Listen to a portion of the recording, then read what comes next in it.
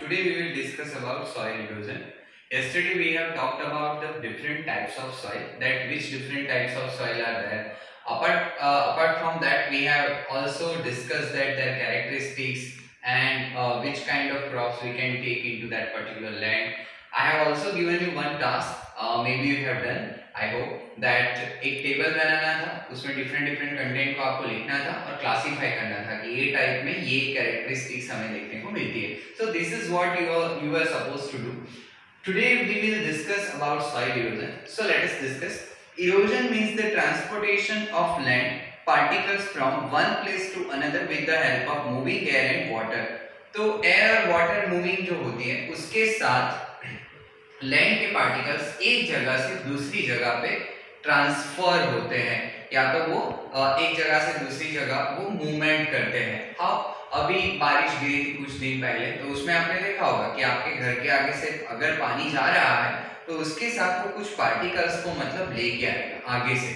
आपके घर के बाजू वाले घर के आगे अगर कुछ पड़ा है तो वो उसके साथ वो घसीट के लेके आएगा. सो this is movement of that particles. Apart from that, कभी कभी विंड स्पीड ज्यादा होती है तो वो भी पार्टिकल्स लेके आता है, तो एक पार्टिकल दूसरी जगह मूवमेंट करता है. सो that is the transportation of that. So in other words, the faster transportation of the particles of the surface land to other place by natural forces. तो दूसरे शब्दों में अगर कहे तो नेचुरल फोर्सेस की वजह से, यानी पानी की वजह से या तो फिर हवा की वजह से, एयर की वजह से, वो दोनों घसीट के कुछ ले जाते हैं in the faster movement. Faster transportation की बात है कि भाई एक जगह से दूसरी जगह पार्टिकल्स गए, एक जगह पे गड्ढे जैसा हो गया, तो वो जो है इट डेपिक्ट्स द इरोजन. तो वो हम इसको क्या बोलते हैं, इरोजन, कि भाई वो इरोड करके आया, आगे से पार्टिकल्स को लेके आया. So that is the erosion process. It take many years to form the upper layer. तो वो जो लेयर डिके हो गया, वो लेयर को फिर से फॉर्म होने में बहुत टाइम लगता है. If the soil particles are carried away because of heavy rain or by stormy wind, the agricultural production decreases. तो अगर ये soil particles जो है वो heavy rain और stormy wind की वजह से मतलब एक जगह से दूसरी जगह particles उसके मूवमेंट करते हैं, तो एग्रीकल्चर प्रोडक्शन क्या होता है, डिक्रीज होता है. Why?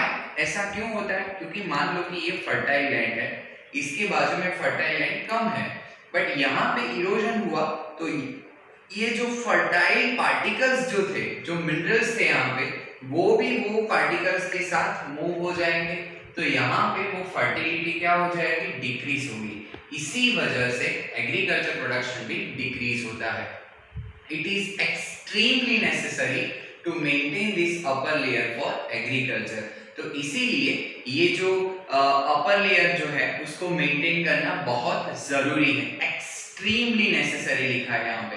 So the soil erosion should be prevented. तो आप यहाँ पे देख सकते हो कि देखो यहाँ पे इरोजन हुआ है, बुक में दिखाया है. तो ये इरोजन होने की वजह से यहाँ से पार्टिकल्स काफी मूव हो गए हैं. यहाँ पे भी आप कुछ ये जो स्ट्रेच दिखा है इसमें आप देख सकते हो कि पूरा इरोजन हो चुका है.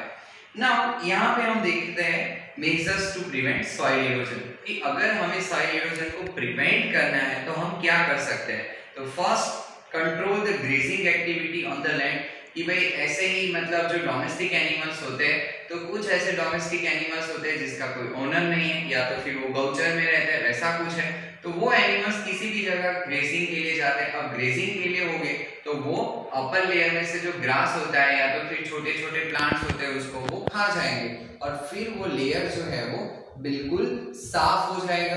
अब वहां से अगर हैवी रेन आया या तो फिर स्टॉर्मी विंड आया तो इजीली पार्टिकल्स मूव हो जाते हैं. तो ग्रेजिंग की एक्टिविटी जो है उसको कंट्रोल करना चाहिए. Second, plantation should be carried out in contour method in slopy region. तो जो स्लोपी रीजन होता है उसमें यहाँ पे जैसे दिखाया है, तो ये स्लोपी रीजन है अगर, तो यहाँ ऐसे जब होता है तो कंटूर पे ऐसे प्लांटेशन करना चाहिए. हम आगे देखेंगे वो फिगर में.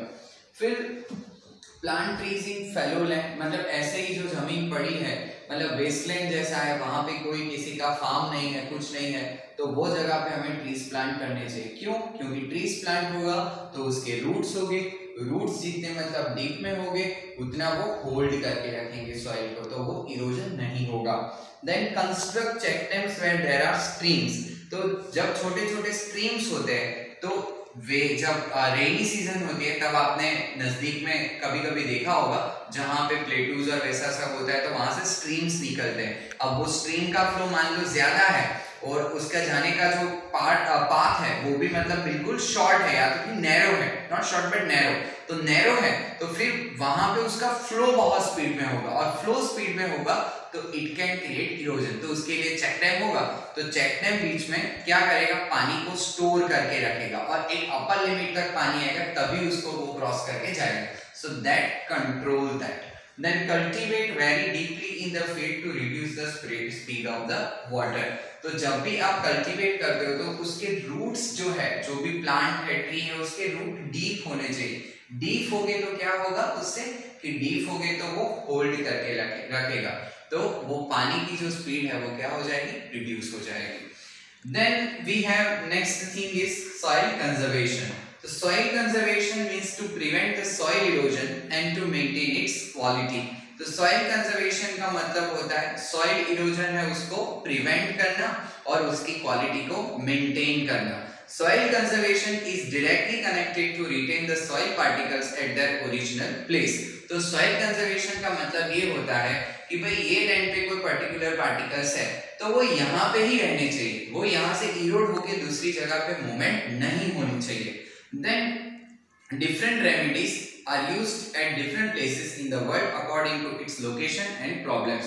तो वर्ल्ड में डिफरेंट जगह पे डिफरेंट टाइप के जो सॉल्यूशंस है वो यूज किए जाते हैं उसके लोकेशन के हिसाब से, कि स्लोपी रीजन है तो उसके हिसाब से, प्लेन रीजन है तो उसके हिसाब से, प्लेटू वाला रीजन है तो उसके हिसाब से। दैट मींस जैसे जैसे लोकेशन है वैसे वैसे उसके तरीके निकाले जाते हैं। If the soil is not conserved then there are chances of floods which enhances the risk against the lives and property। Soil को कंजर्व नहीं किया गया तो पानी का फ्लो एक लेवल से बढ़ेगा, वहां पे उसका स्टोरेज भी बढ़ेगा, स्टोरेज बढ़ेगा एक लेवल से ज्यादा हो जाएगा तो that can create a situation of flood. Then the soil conservation is very much necessary. इसीलिए सॉइल कंजर्व करना बहुत जरूरी है। यहाँ पे जो डायग्राम दिए हैं बुक में भी आपको दिया है, so let us understand that. तो यहाँ पे आपको ये दिखाया है कि भाई सरफेस रन ऑफ वाटर, तो ये जो है तो यहां से पानी की वजह से क्या होगा, रन ऑफ हो जाएगा, पानी ज्यादातर बह जाएगा और जितना ज्यादा रन ऑफ होगा पानी का उसके साथ वो पार्टिकल्स भी लेके जाएगा। तो यहाँ पे मैंने लिखा है flows faster over the slope, तो स्लोप पे फास्टर फ्लो होता है।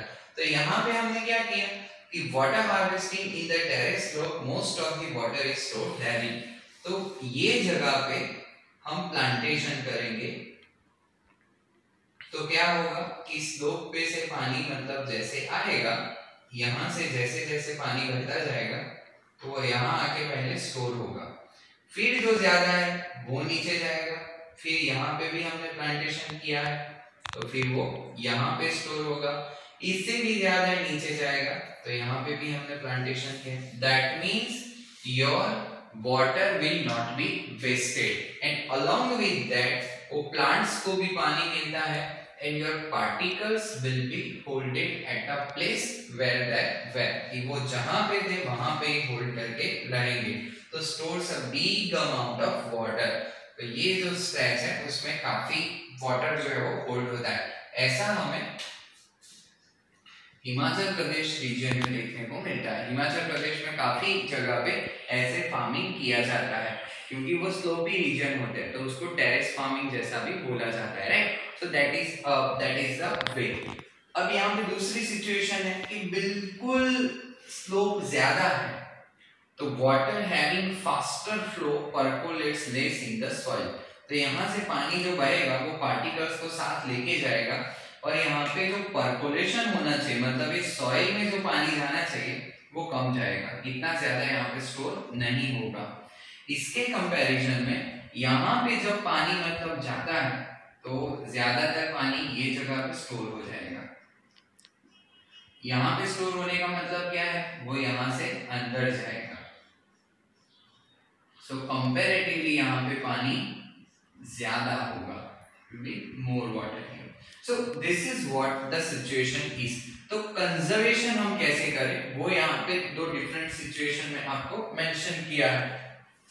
यहाँ पे लिखा है कि water accumulated on the terraces populated slowly and raises the GL that is ground water level. तो ground water level उससे क्या होता है, बढ़ता है. So this is what the soil conservation methods. Let us see remedies of soil conservation कि अगर हमें soil conservation करना है तो हम कैसे कर सकते हैं. तो the roots of the forest cover hold of the soil particles. तो जितना ज्यादा फॉरेस्ट कवर होगा, इन द सेंस जितने ज्यादा प्लांट्स और ट्रीज होंगे उतना ज्यादा वो पार्टिकल्स को होल्ड करेंगे एंड सॉइल के पार्टिकल्स को होल्ड करके रखेंगे, right. So this is the first. Second, plant trees in the reverse, gorges and on mountain slopes. तो रिवर्स के जो गॉर्जेस होते हैं, जो ओपन स्पेस होती है ईदर साइड पे, तो वहां पे क्या होना चाहिए कि ज्यादा से ज्यादा पौधे हमें उगाने चाहिए, वहां पे ज्यादा से ज्यादा हमें ग्रोन अप करने चाहिए ट्रीज, क्योंकि वहां की जो लैंड है उसको होल्ड करके रखे. माउंटेन के स्लोप जैसे हमने यहाँ पे देखा, स्लोपी है, ये स्लोपी है, तो ऐसी जगह पे आप प्लांटेशन कर सकते हो. तो वो क्या करेंगे, होल्ड करके रखेंगे. A series of trees should be grown near a desert region to prevent the winds with more velocity. It will stop the advancing desert. तो डेजर्ट एरिया जो है वो आपने देखा होगा, शायद कच्छ विजिट किया है, राजस्थान विजिट किया है, कि बहुत लॉन्ग एरिया तक डेजर्ट ही डेजर्ट आपको दिखता है. मान लो स्टॉर्मिंग विंड जैसा आया तो बहुत सारे पार्टिकल्स का मूवमेंट हो जाएगा एक जगह से दूसरी जगह पे. अब डेजर्ट सॉइल में जो भी ट्रीज मतलब होते हैं, वैसे ट्रीज अगर आपने वहां पे प्लांट किए तो वो क्या करेंगे, सॉइल को होल्ड करके रखेंगे. और वो जब सॉइल को होल्ड करेंगे तब वो सॉइल वहां पे कंजर्व होगा और डेजर्ट आगे तक नहीं बढ़ेगा. क्योंकि अब क्या होगा, डेजर्ट के पार्टिकल्स है तो बिल्कुल ड्राई लैंड है, राइट. अब ड्राई लैंड है, वो फर्टाइल लैंड तक अगर ट्रांसफर हो गई तो क्या होगा कि फर्टाइल लैंड का जो अपर लेयर है वो ड्राई लैंड का हो जाएगा. तो again that soil also will be converted into the desert soil. But हमें डेजर्ट को एडवांस होते हुए बचाना है. So this is the way out. Then the river flood should be controlled by diverting their flow in other rivers or in dry river beds. तो हमें river का जो ज्यादातर फ्लो आता है उसको क्या करना है, कोई सूखी नदी है बिल्कुल ड्राई रिवर, तो वहां पे उसको डाइवर्ट करना चाहिए, या तो फिर उसका जो फ्लो है उसको अदर ड्राई रिवर जो बेड होते हैं बिल्कुल जहां पे बिल्कुल सूखा है, तो वहां पे हमें वो फ्लो को डाइवर्ट करना चाहिए. तो क्या होगा, सभी जगह पे मॉइस्चर जो है वो ज्यादा होल्ड होगा, पानी स्टोरेज होगा. तो विसिनिटी प्लेसेस में अगर फार्मिंग करना है, एग्रीकल्चर की कोई एक्टिविटी करनी है, so easily people can do that. The unrestricted pasturing loosens the soil layer on the mountains. It should be prevented. तो unrestricted मतलब जहाँ पे कोई रिस्ट्रिक्शन नहीं है.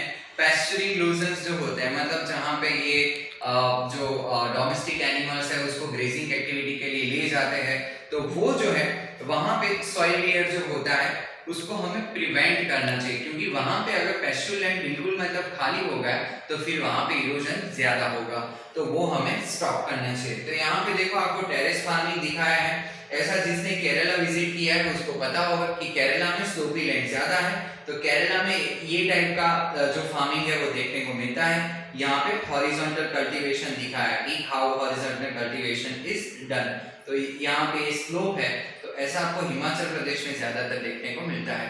So this is what about the soil conservation and remedies of the same. दूसरा है methods like horizontal cultivation, terrace farm should be implemented. जैसे यहाँ पे आपने देखा कि भाई ऐसे लेयर में हम फार्मिंग जब करते हैं तो वो इरोजन को बचाते हैं, दैट मींस सॉइल को कंजर्व करके रखते हैं.